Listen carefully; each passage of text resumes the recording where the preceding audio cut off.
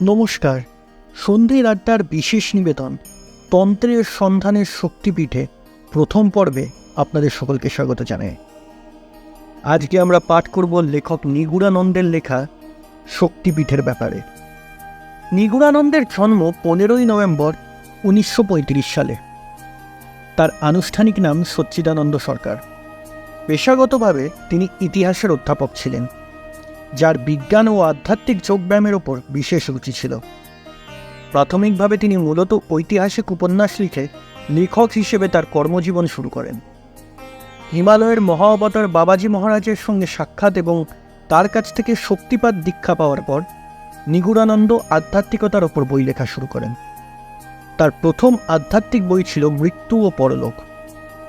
এরপর যোগের ওপর আরেকটি বই দিব্যজগত ও দৈবীয় ভাষা ওনার বিশেষ খ্যাতি লাভ করে। এরপর তিনি 1 ডজনেরও বেশি আধ্যাত্মিক গ্রন্থ রচনা করেন, যেখানে তিনি নিজের ব্যক্তিগত আধ্যাত্মিক অনুভূতির ব্যাপারেও লিখে যান, যেটা কিনা এর আগে এবং ওনার পরেও কোনো আধ্যাত্মিক পথের প্রতীক করে যাননি। তাহলে শুরু হতে চলেছে আজকের পর্ব।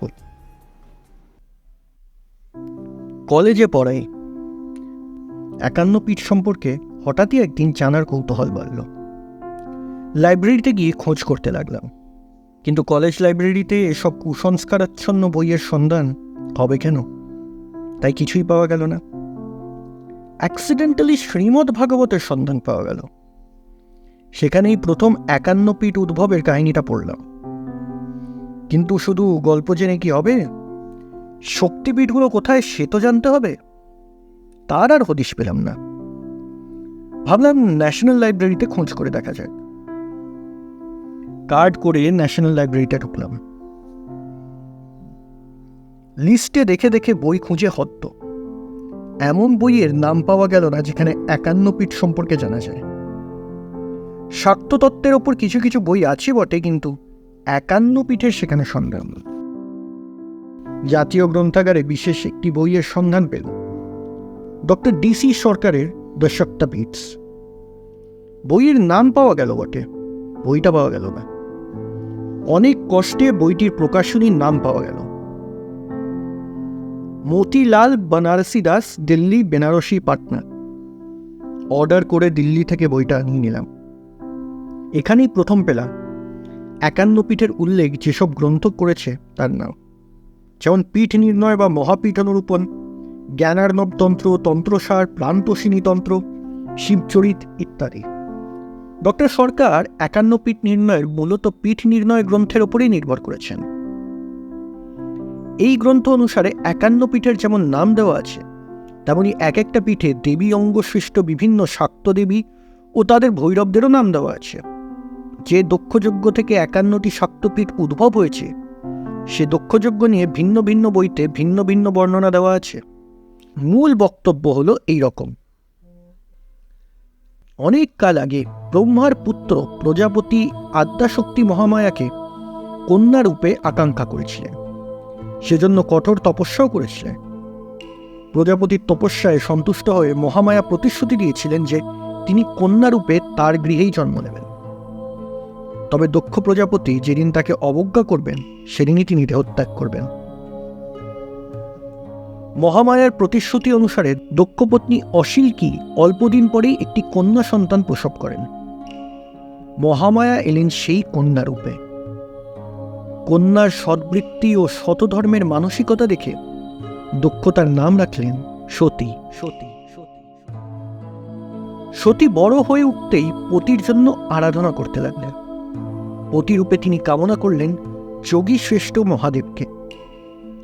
দেবতারা সতীকে আশীর্বাদ করলেন যাতে তিনি পতিরূপে শিবকে লাভ করতে পারেন। কিন্তু শিব তো ব্রহ্মজ্ঞানে সমাধিপ্রাপ্ত হয়ে থাকেন। কোনো রমণীর আকুল আবেদনা তার চিত্তে সাড়া দেবে কেন? শেষ পর্যন্ত দেবতাদের আবেদনে সাড়া দিয়ে তিনি দক্ষ দুহিতা সতীকে বিবাহ করতে রাজি হলেন। বিবাহ হল, কিন্তু অল্পদিনের মধ্যেই শিব ও দক্ষের মধ্যে বাঁধল বিরোধ। বিরোধের কারণ দক্ষের অহংকার। নৈমিষারণ্যে বিশ্বস্রষ্টারা যজ্ঞ করেছিলেন। সব দেবতাই সেখানে ছিলেন। প্রজাপতি ব্রহ্মাও সেখানে এসেছিলেন। ব্রহ্মা ও বিষ্ণু বাদে অন্য সব দেবতাই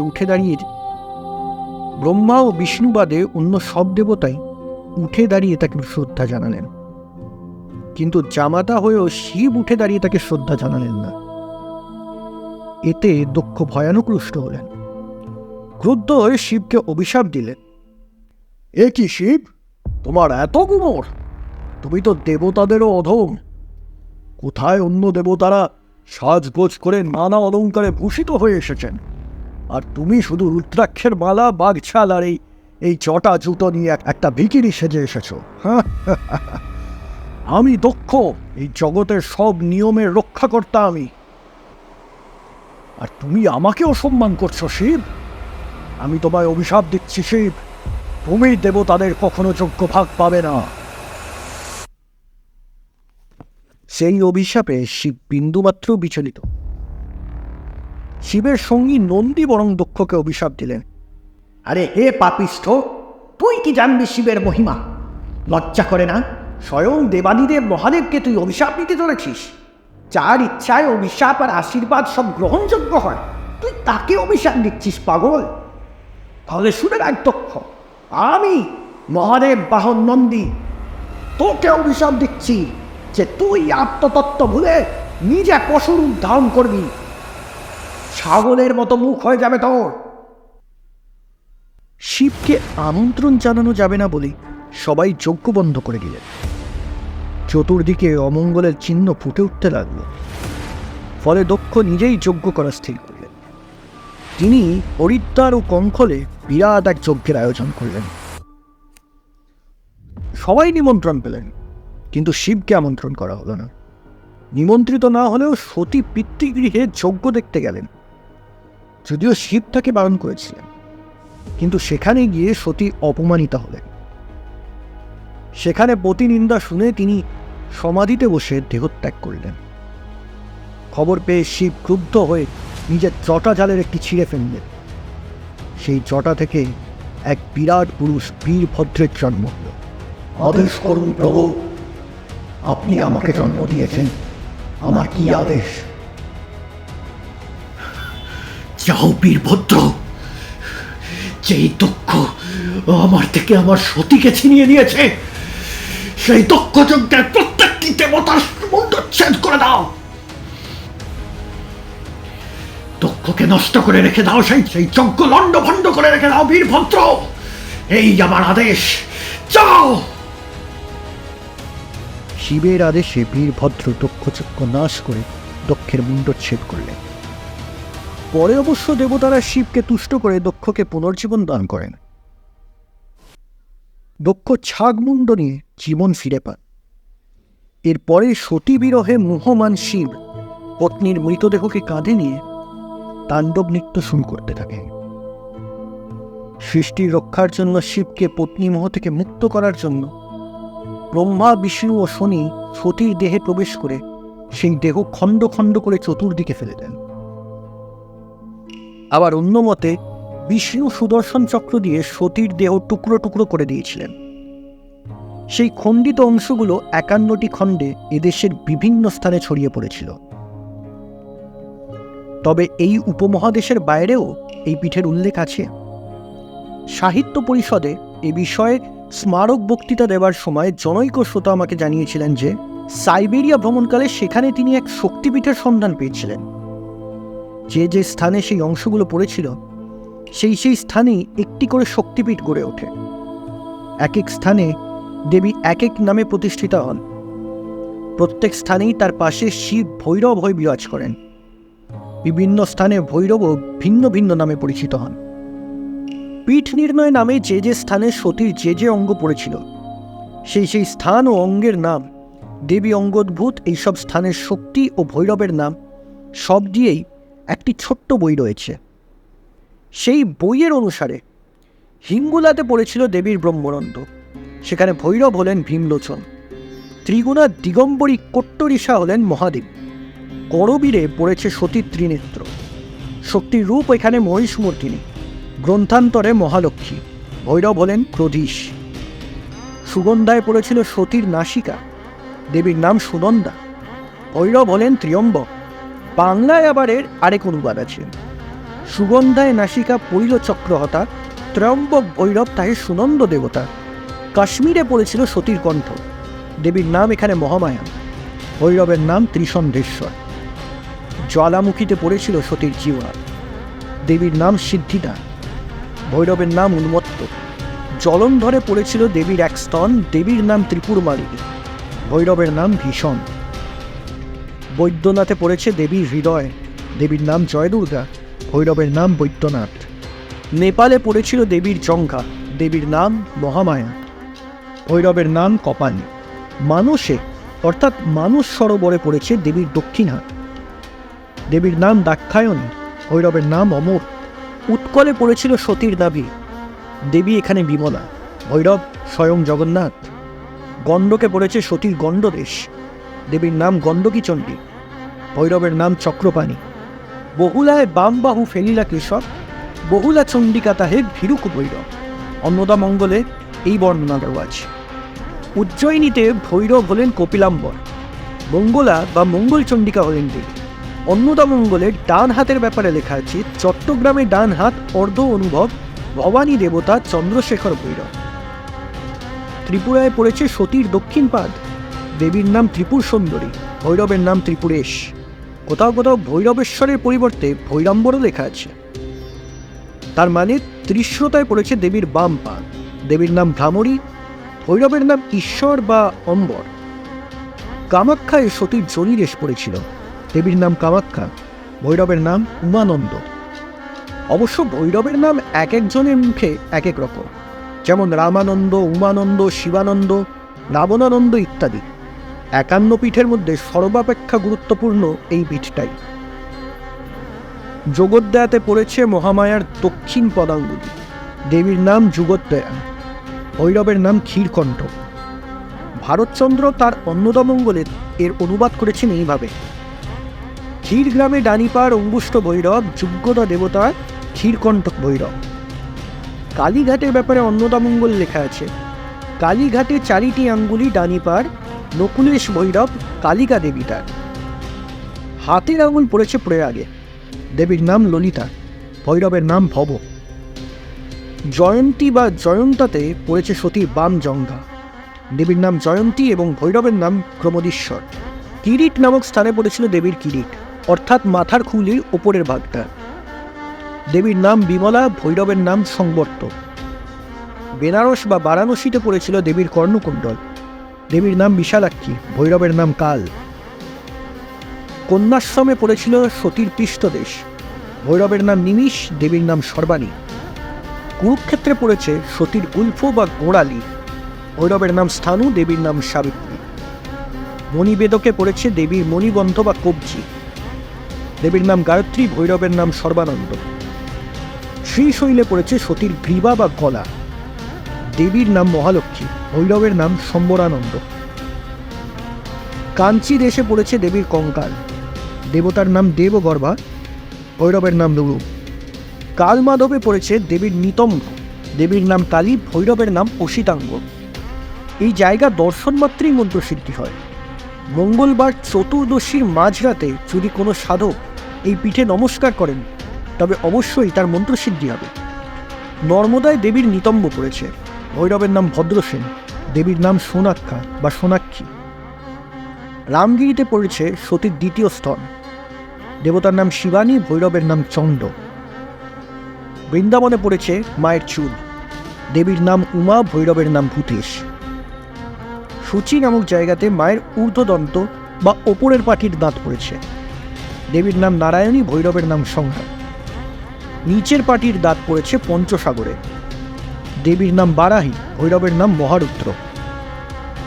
করতোয়া তটে মায়ের কান পড়েছিল, মায়ের নাম এখানে অপর্ণা, ভৈরবের নাম বামন। শ্রীপর্বতে পড়েছিল মায়ের দক্ষিণ গোড়ালি, মায়ের নাম শ্রীসুন্দরী, ভৈরবের নাম সুন্দরানন্দ। ভারতচন্দ্র এখানেও হুবহু বঙ্গানুবাদ করেছেন, শুধু গুলফের জায়গায় কর্ণ শব্দ বসিয়েছেন, এই যা ব্যতিক্রম। যেমন শ্রীপর্বতে ডানিকর্ণ ফেলিলেন হরি, ভৈরব সুন্দরানন্দ দেবতা সুন্দরী। মায়ের বাঁ গোড়ালি পড়েছে বিবাসে, মায়ের নাম ভীমরূপা বা কপালিনী, ভৈরবের নাম সর্বানন্দ। উদর নয়তো অধর, এই দুটোর মধ্যে যে কোনো একটা পড়েছে প্রভাসে। দেবীর নাম চন্দ্রভাগা, ভৈরবের নাম বক্রতুণ্ড। ঊর্ধ্ব উষ্ঠ বা উপরের ঠোঁট পড়েছে ভৈরব পর্বতে। মায়ের নাম অবন্তী, ভৈরবের নাম লম্বকর্ণ। অন্য জায়গায় অবশ্য আলাদা বর্ণনা আছে, যেমন কোথাও কোথাও লেখা আছে ঊর্ধ্ব উষ্ঠং ভীরু পর্বতে, কোথাও বা আছে তুণ্ড ভৈরব পর্বতে, কোথাও বা তুণ্ড ভৈরব ইত্যাদি। ভারতচন্দ্র অন্নদমন বলে অনুবাদ করেছেন এই রকম: ভৈরব পর্বতে উষ্ঠ পড়ে চক্রঘায়, নম্রকর্ণ ভৈরব অবন্তী দেবিতায়। তবে আমাদের এগুতে হবে প্রথম বর্ণনাটি পড়েই। মায়ের চিবুক পড়েছে জলের স্থলে, ভারতচন্দ্রের মধ্যে জনস্থানে। দেবীর নাম ভ্রামরী, ভৈরবের নাম বিক্রতাক্ষ। গোদাবরী তীরে পড়েছে মায়ের গাল, দেবীর নাম বিশ্বেশনী, ভৈরবের নাম দণ্ডপাণি।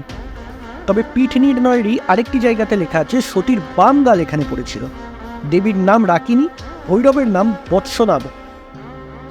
রত্নাবলী নামক স্থানে মায়ের দক্ষিণ কাঁধ পড়েছে, মায়ের নাম এখানে কুমারী, ভৈরবের নাম শিব। মতান্তরে কেউ স্থানের নাম বলছে রত্নাবতী, মায়ের নাম শিবা, ভৈরবের নাম কুমার। মিথিলায় পড়েছে মায়ের বাঁ কাঁধ, দেবীর নাম উমা, ভৈরবের নাম মহোদর। বর্ণান্তরে অনেকে উমার নাম বলছেন মহাদেবী। পীঠ নির্ণয়ের প্রথম দিকে 43টি পীঠ পর্যন্তই নাম ছিল, বাকি পীঠগুলো ছিল কামরূপেই। কিন্তু পীঠ নির্ণয় বর্ধিত কলেবর স্থানেই পরিসর আরও বেড়ে যায়, পীঠের সংখ্যাও হয় সেইভাবে। যেমন নলহাটিতে পড়েছে মায়ের নলা বা গলার নালী, দেবীর নাম এখানে কালী, ভৈরবের নাম যোগীশ। কালীঘাটে পড়েছে দেবীর মুন্ড, ভৈরবের নাম ক্রোধীশ, দেবীর নাম জয়দুর্গা। পীঠ নির্ণয়েরই আরেকটি পাণ্ডুলিপিতে কিন্তু কালীঘাটের উল্লেখ নেই, সেখানেও এই ধরনেরই বর্ণনা আছে। কর্ণাটে পড়েছে মায়ের কান, ভৈরবের নাম অভিরু, দেবীর নাম জয়দুর্গা। বক্রেশ্বরে পড়েছে মায়ের মন, এখানে ভৈরবের নাম বক্রনাথ এবং দেবীর নাম মহিষমর্দিনী। পীঠ নির্ণয়ের প্রাথমিক পাণ্ডুলিপিতে এ পীঠের কোনো উল্লেখ ছিল না, পরে এসেছে। যশোরে পড়েছে মায়ের পানিপদ্ম বা হাতের তালু, দেবীর নাম যশোরেশ্বরী, ভৈরবের নাম চণ্ড। অট্টহাসে পড়েছে মায়ের ঠোঁট, দেবীর নাম ফুল্লরা, ভৈরবের নাম বিশ্বেশ। নন্দীপুরে পড়েছে মায়ের হাড়, মায়ের নাম নন্দিনী, ভৈরবের নাম নন্দিকেশ্বর। লঙ্কায় পড়েছে মায়ের নূপুর, দেবীর নাম ইন্দ্রাক্ষী, ভৈরবের নাম রাক্ষসেশ্বর। পুরাকালে ইন্দ্র এই দেবীরই পূজা করেছিলেন। বিরাট দেশে পড়েছে মায়ের পদাঙ্গুলি, মায়ের নাম অম্বিকা, ভৈরবের নাম অমৃতাক্ষ। পীঠ নির্ণয়ের এই বর্ণনার পর 51 সতীপীঠের বর্ণনা দিয়ে আরও নানান গ্রন্থ এসেছে, তবে সব জায়গাতেই মায়ের নাম, ভৈরবের নাম বা স্থানের নাম এক হয়নি, নানা জায়গায় পার্থক্যও দেখা দিয়েছে।